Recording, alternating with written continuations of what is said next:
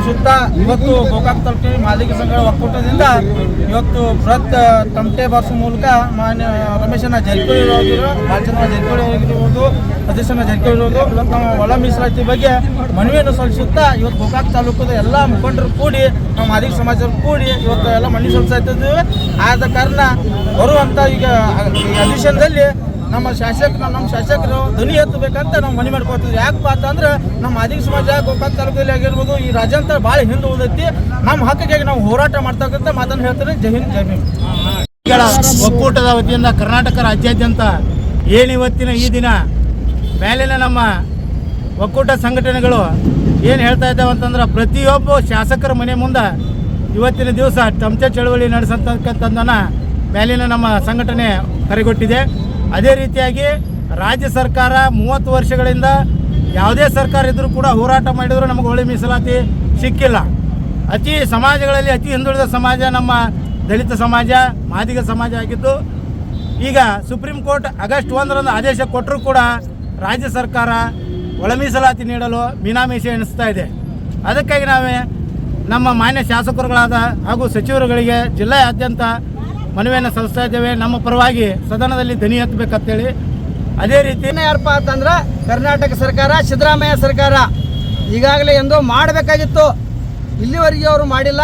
ದಯಮಾಡಿ ಇನ್ನೇನಾದ್ರೆ ಈ ಅಧಿವೇಶನದಾಗ ಇದನ್ನು ಮಾಡದೇ ಹೋದ್ರೆ ಮುಂದೊಂದು ದಿನ ಪೂರ್ತಿ ಅವರ ಕುರ್ಚಿ ಕಳ್ಕೊಂಡ ಮನ್ಯಾಗ ಕುಂಡಬೇಕಾಗೈತೆ ಅಂತ ಇವತ್ತು ಗೋಕಾಕ್ ತಾಲೂಕು ಎಲ್ಲ ಮಾದಿಗರ ಪರವಾಗಿ ನಾವು ಇವತ್ತು ಧ್ವನಿ ಎತ್ತುತ್ತಾ ಇದ್ದೀವಿ.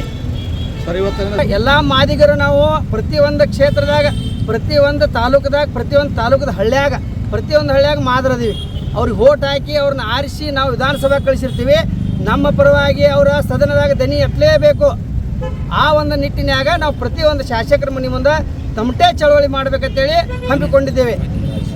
ದಯಮಾಡಿ ನಮ್ಮಿಂದ ಅವ್ರಿಗೆ ಏನೂ ತೊಂದರೆ ಆಗ್ತಿಲ್ಲ. ಕೊರಮ, ಕೊಂಚ, ಬೋವಿ ವಾಟ್ರ ಯಾರೇ ಇರಲಿ, ನಮ್ಮಿಂದ ಮಾದಿಗ ಮೀಸಲಾತಿಯಿಂದ ಯಾವುದೇ ತೊಂದರೆ ಆಗತ್ತಿಲ್ಲ. ಯಾಕಂದರೆ ನ್ಯಾಯಮೂರ್ತಿ ಆದಂಥವರು ಎ ಜೆ ಸದಾಶಿವ ಸಾಹೇಬರು 1980ರಾಗ ಅಲ್ಲಿ ಅವರು ಸರಿಯಾಗಿ 6 ವರ್ಷ ಸರ್ವೆ ಮಾಡಿದ್ದಾರೆ. ಕರ್ನಾಟಕ ರಾಜ್ಯಾದ್ಯಂತ ಪ್ರತಿಯೊಂದು ಹಳ್ಳಿಗೆ ಅಡ್ಡಾಡಿ ಎಲ್ಲ ಜನಸಂಖ್ಯೆ ಅನುಗುಣವಾಗಿ ಪ್ರತಿಯೊಂದು ಜಿಲ್ಲಾ, ಪ್ರತಿಯೊಂದು ತಾಲೂಕು ಅಡ್ಡಾಡಿದ್ದಾರೆ ಸರ್. ಅವರು ಅಡ್ಡಾಡಿ ಅದನ್ನು ಅವರು ಸರ್ವೆ ಮಾಡಿ ಇವ್ರು ಅನ್ಯಾಯಕ್ಕೆ ಒಳಗಾಗಿದ್ದಾರೆ. ಮಾದ್ರಪ್ಪ ನಿಜವಾಗ್ಲೂ ಇವರೊಂದು ಅನ್ಯಾಯಕ್ಕೆ ಒಳಗಾಗಿದ್ದಾರೆ.